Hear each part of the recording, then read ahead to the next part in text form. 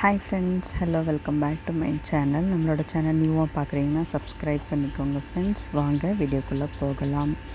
இன்றைக்கி நம்ம நாற்று தான் விட போகிறோம். ஸோ இன்றைக்கி மிளகாய் நாற்று விடலாம், வாங்க பார்க்கலாம். வீட்டில் இருக்கிற மிளகாயை நல்லா காய வச்சு அதோடய விதைகளை நீங்கள் எடுத்து வச்சுக்கோங்க ஃப்ரெண்ட்ஸ். நான் அந்த மாதிரி தான் கொஞ்சம் மிளகாய் எடுத்து வச்சுக்கிட்டேன். அதுலேருந்து விதையை பிரித்து கொஞ்சம் கொஞ்சமாக எடுத்து வச்சுக்கிறேன். ஸோ அதை தான் நம்ம நாற்று விட போகிறோம் ஃப்ரெண்ட்ஸ். நம்ம அதே மாதிரி நிறைய தக்காளி நாற்று அந்த மாதிரி விடலாம். நான் இப்போ ஃபஸ்ட்டு மிளகாய் நாற்று தான் விட போகிறேன்.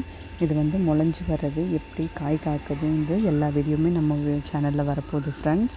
இப்போ ஆடி மாதம் வரப்போகுது, அதனால் நம்ம நாற்று விதை நம்ம போடலாம், செடிகளை கொண்டு நம்ம தோட்டத்தில் வைக்கலாம்னு சொல்லி முடிவு பண்ணியிருக்கோம். ஸோ இந்த டைம் என்னென்ன வைக்கிறோம், எந்தெந்த விதையை வாங்கிட்டு வைக்கிறோம்னு சொல்லிட்டு உங்களுக்கு லைனாக எல்லாமே இனிமேல் அப்டேட்டாக வரும் ஃப்ரெண்ட்ஸ். வாங்க, நம்மளோட சேனல் பிடிச்சிருந்தா சப்ஸ்கிரைப் பண்ணிக்கோங்க.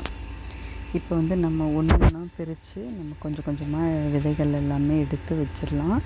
மொத்தமாக நமக்கு ஒரு கைப்பிடி அளவுக்கு விதை கிடைச்சா போதும் ஃப்ரெண்ட்ஸ். நம்ம நாற்று விடுறதுக்கு அது ஒரே இடத்துல ஒரு மண் பரப்பி அதில் நம்ம பதியம் போட்டால் அழகாக முளைஞ்சி வரும் ஃப்ரெண்ட்ஸ். 5 to 6 டேஸில் உங்களுக்கெல்லாம் முளைஞ்சி வந்துடும்.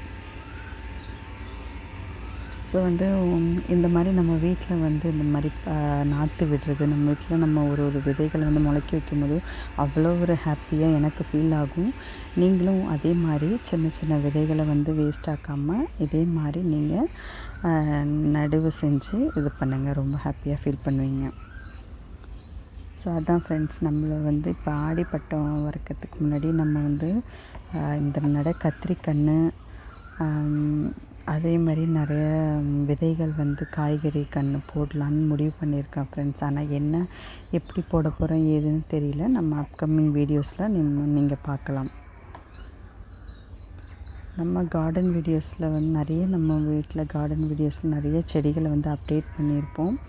இப்போ ஓரளவுக்கு கொஞ்சம் இம்ப்ரூவ்மெண்ட் ஆகிருக்கு. நான் நெக்ஸ்ட்டு உங்களுக்கு எது என்ன அதிகமாக வந்திருக்கு விளைச்சல் அப்படின்னு சொல்லிட்டு ஒன்று ஒன்றா காட்டுறேன் ஃப்ரெண்ட்ஸ். நான் சாமந்தி செடிகள்னால் பூத்து முடிஞ்சிடுச்சு ஃப்ரெண்ட்ஸ். திரும்பவும் சின்ன நாற்று வாங்கிட்டு வச்சுருக்கேன். இப்போ திரும்பவும் வளர்ந்துட்டுருக்கு ஃப்ரெண்ட்ஸ். அதுக்காக இன்னொரு சாமந்தியும் பதியம் போட்டிருக்கேன் ஃப்ரெண்ட்ஸ். நான் இப்போ நம்ம மிளகாய் நம்ம நாற்று விட்டு ஒரு 5-6 நாள் கழிச்சு சின்னதாக முளைஞ்சி வரும் ஃப்ரெண்ட்ஸ். அதை நம்ம ஒரு 10 to 15 டேஸ்க்கு மேலே கொஞ்சம் வளர்ந்துடும். அதை பிரிச்சுட்டு நம்ம அதுக்கப்புறம் ஒரு இடத்துலையோ க்ரோ பேக்ஸ்லேயோ இல்லைன்னா மண்ணுலேயோ தனித்தனியாக ஒரு செடிகளாகவோ 2 செடிகளாகவோ நம்ம எடுத்து நடவு செய்யலாம் ஃப்ரெண்ட்ஸ். அப்படி தான் பண்ணணும்னு இது பண்ணுறேன். ஸோ இதே மாதிரி நான் நிறைய விதைகளை ஒன்று ஒன்றா கலெக்ட் பண்ணி வச்சாச்சு ஃப்ரெண்ட்ஸ். நான் இப்போ மொத்தமாக பார்த்திங்கன்னா உங்களுக்கு ஒரு 50 கிராம் போல் மிளகா இருக்கும். அந்த மிளகாயை நல்லா காய வச்சு அதோடய விதையை எடுத்தாச்சு.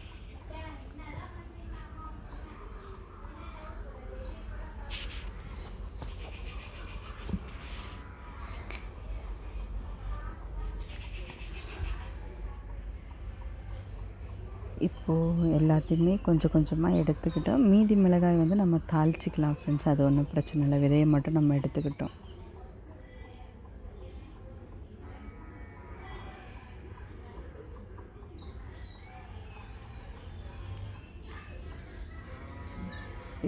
இப்போ மண் நீங்கள் பரப்பலாக கரெக்டாக நல்ல மண்ணாக நீங்கள் செட் பண்ணி ஒரு இடத்துல போட்டு வச்சுக்கோங்க.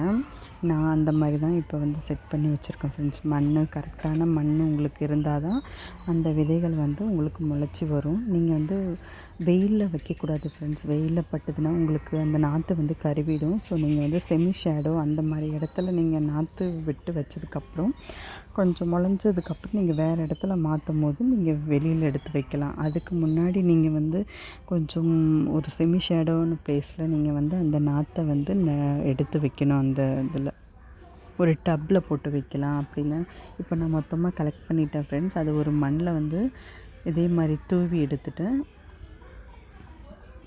இப்போ அந்த கொஞ்சமான இடத்துல வந்து நான் அழகாக மண் பரப்பி அதில் வந்து இந்த மாதிரி விதைகளை வந்து தூவி வச்சுருக்கேன் ஃப்ரெண்ட்ஸ். உங்களுக்கு வந்து ஒரு கைப்பிடி அளவுக்கு வந்து விதைகள் இருந்துச்சு. இப்போ நீங்கள் அந்த விதையை போட்டதுக்கப்புறம் மேலாக்கா அந்த மண் போடணும் ஃப்ரெண்ட்ஸ். ரொம்ப ஆழமாக போட்டிங்கன்னா அது முளைஞ்சி வர்றது ரொம்ப கஷ்டமாக இருக்கும். அதனால் லேசாக மண் தூவி அதில் வந்து கொஞ்சம் கொஞ்சமாக தண்ணி தெளிச்சிடணும். ஏன்னா அதிகமாக தண்ணி தெளிச்சிங்கன்னா உங்களுக்கு வந்து அது இது வந்து சாஞ்சிரும். ஸோ நீங்கள் வந்து கொஞ்சம் கொஞ்சமாக முளைஞ்சி வந்ததுக்கு அப்புறமே நீங்கள் தெளித்து தான் விடணும் ஃப்ரெண்ட்ஸ். ஸ்ப்ரே பண்ணுங்க நீங்கள். ஸோ நம்மளோட வீடியோஸ் வந்து கண்டிப்பாக உங்களுக்கு ஒரு இன்ஃபர்மேட்டிவாகவும் இருக்கும். ஸோ உங்களுக்கு பிடிச்சிருந்தா லைக் ஷேர் பண்ணுங்கள் ஃப்ரெண்ட்ஸ், கமெண்ட் பண்ணுங்கள். இப்போ தான் இதே மாதிரி தண்ணி தெளித்து விட்டாச்சு ஃப்ரெண்ட்ஸ். இப்போ தண்ணி தெளித்து விட்டதுக்கப்புறம் இது மேலே நான் வந்து மூடி வச்சுக்க போகிறேன். பார்க்கலாம்.